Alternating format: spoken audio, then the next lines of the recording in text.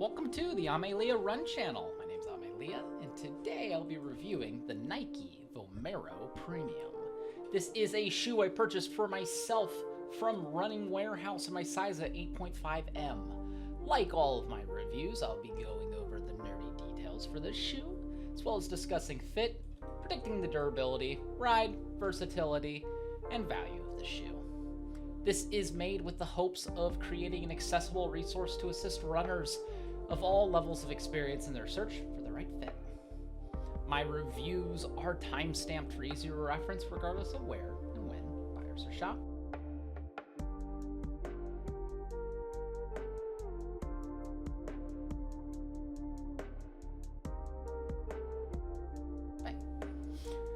So getting right into it, nerdy details. There's a whole lot of shoe here, folks. You can barely see me through this.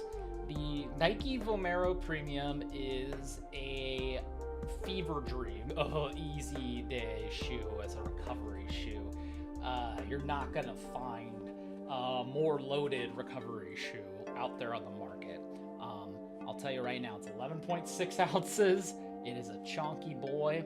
Not all that much heavier though when you consider the fact that, you know, we recently reviewed the Brooks Glycerin Max 2, and that was I think a solid 11 ounces. This has 54 millimeters in the heel and 44 millimeters in the forefoot for a 10 millimeter drop. Now, I'm going to repeat that, 54 and 44. So the forefoot for this shoe is more than some of the shall we say, trendy super trainers have in their heels. If that sounds ridiculous, it is. And it definitely feels like you're really high up when you're out on the road in these. I'm not going to pretend like, oh, it's like you're on a cloud, everything's in control. You're definitely pretty high up. You're almost to a different area code. With that, though, it does have a full length of ZoomX Super Foam.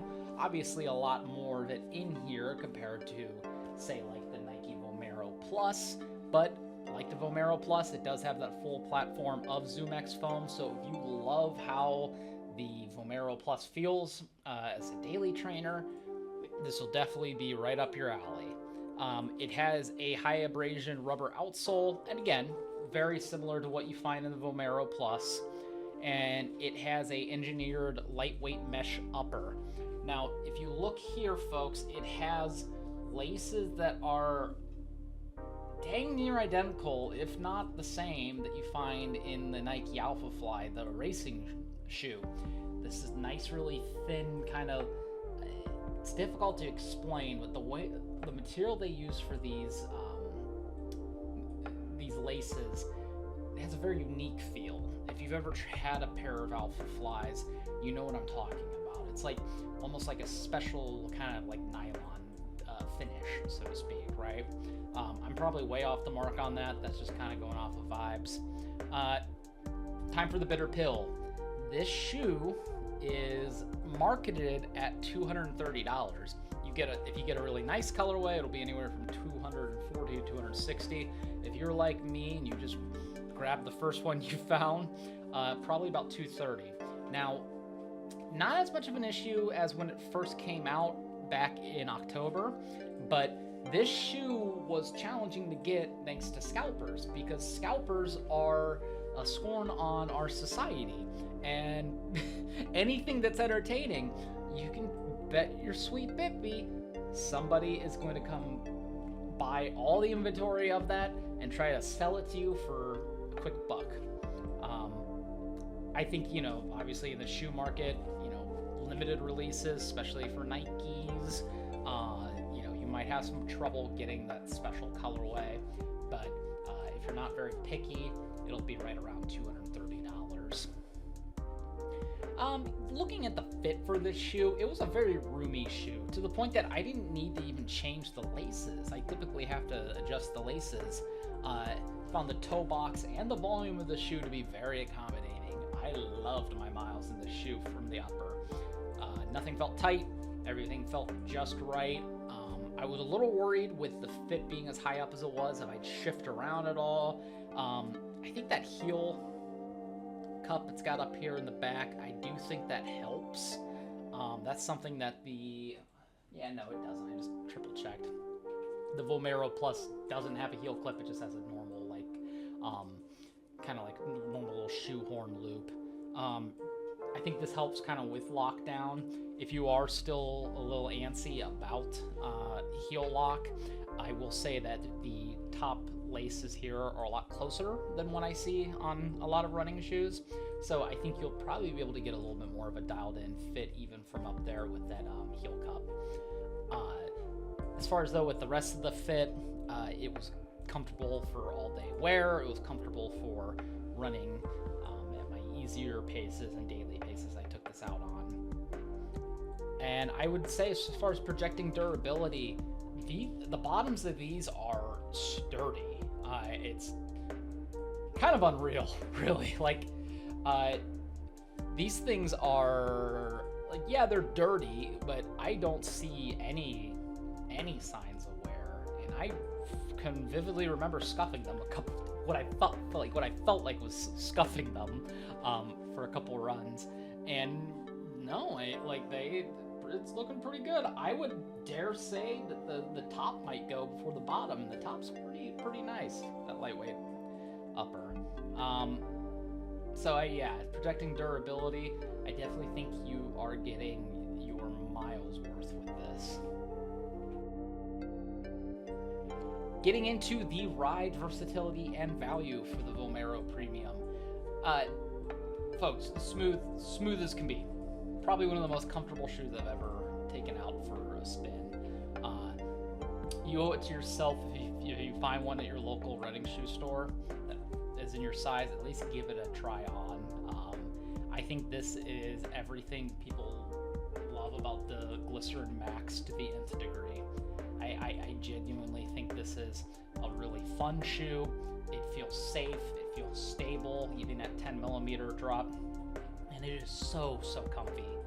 It unbelievably comfy. I tested, kind of like with all my test shoes, I kind of see where the strike patterns might differ, so to speak, like as far as the ride, because, you know, I'm trying to think of all my folks here that are interested in buying shoes. Whether you're a heel striker, midfoot striker, forefoot striker, or anything in between with that rocker there, everything felt protected. And like I said before, that forefoot has more padding than some super shoes have in the heel. So if you are a forefoot striker and you want to give your legs a break, maybe your Achilles are screaming in pain. You know, nobody on this channel that we frequently discuss their Achilles pains would know what that means. It's literally just me on the channel, so you know what I'm talking about. Bad jokes aside, it's worth considering. I will say the only gripe I had with the ride was I took this out for a long run, an 8-mile run.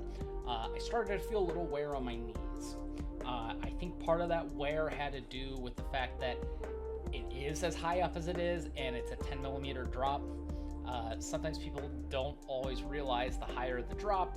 Yes, that's wonderful for like your Achilles, but it does put a little bit, it can put a little pressure on your knees. I'm not sitting there saying like I needed to have ice on my knees for a week afterwards, but me being a very sensitive runner, I noticed that when I was taking inventory, so to speak, of my body after my run. Talking about versatility, I think this shoe is going to be one of two things. I think for everybody, it's going to be a easy day shoe.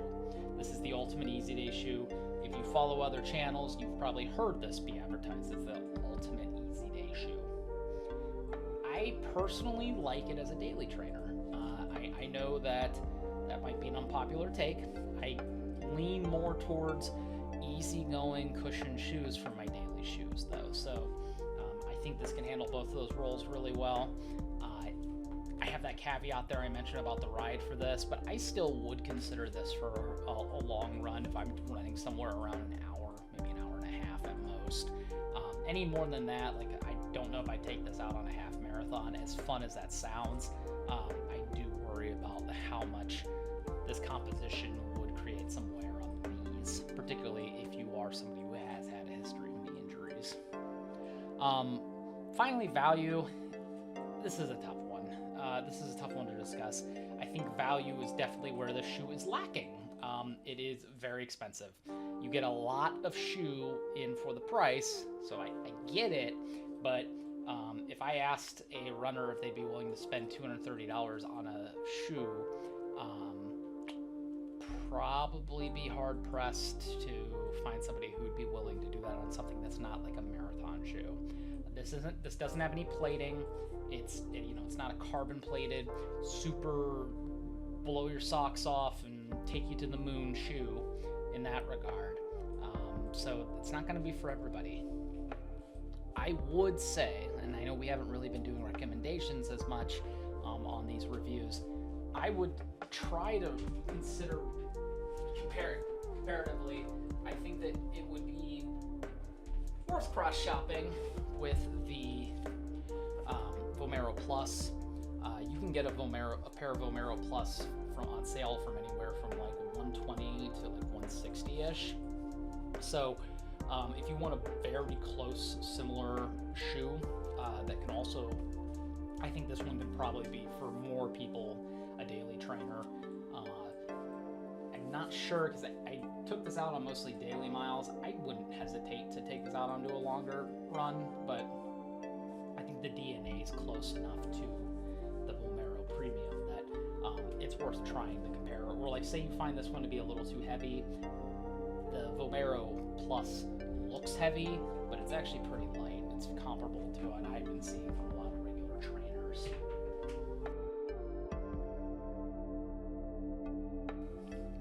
So, final thoughts for Vomero Premium. It's a hyper niche shoe. I'm actually grateful that it exists. I know this is kind of like maybe like my final thoughts for shoes lately have been like what I'm thankful for. It's like Thanksgiving talking about a shoe, but like really I'm glad this exists because this is so unique. I've talked to my brother about these kind of shoes before, and he's mentioned like, oh, these shoes are just like, they're just going super high up, as high as they can be. They're gonna be platform shoes before you know it. This shoe is, I think, like if you're a Grinch about high stack shoes, this is the shoe to try on because it's so ridiculous. But like once you kind of like go for even like a short run in this or wear it out and about, you're like, oh, I get it now. I get it now. Might not be for everybody. You might not be married to the shoe after that ride, but you can at least respect what high stack, what high drop shoes provide. But again, at $230, it's a big ask. We got a couple here that we've been reviewing. I mentioned it a little bit ago, the Brooks Glycerin Max 2. And we got a couple others that are in the shop right now, the Hoka Skyward X2. More expensive shoes, always going to be a little bit more challenging for everyday folks for recommendations. And then again, it's a little limited as far as, you're not going to go fast in this shoe, obviously. So that might not be an everyday shoe for somebody. Somebody might want an even mix of something that can do strides, threshold, daily, and easy. It's probably not going to be here. I'd say it's definitely not going to be this one.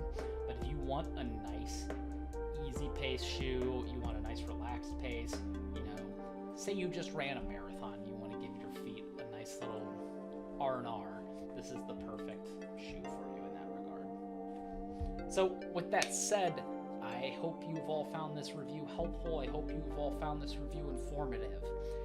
Please consider subscribing. I make weekly reviews similar to this, and I will see you all in the next review. Take care. Hey, real quick, I just wanted to add, I realized this wasn't in there when I was originally recording this, and now that I'm editing it, just wanted to make a note, I will give this a very easy Banana Nice award, my little arbitrary editor's choice award. It's a big ask for the price, but I definitely think it's worth it.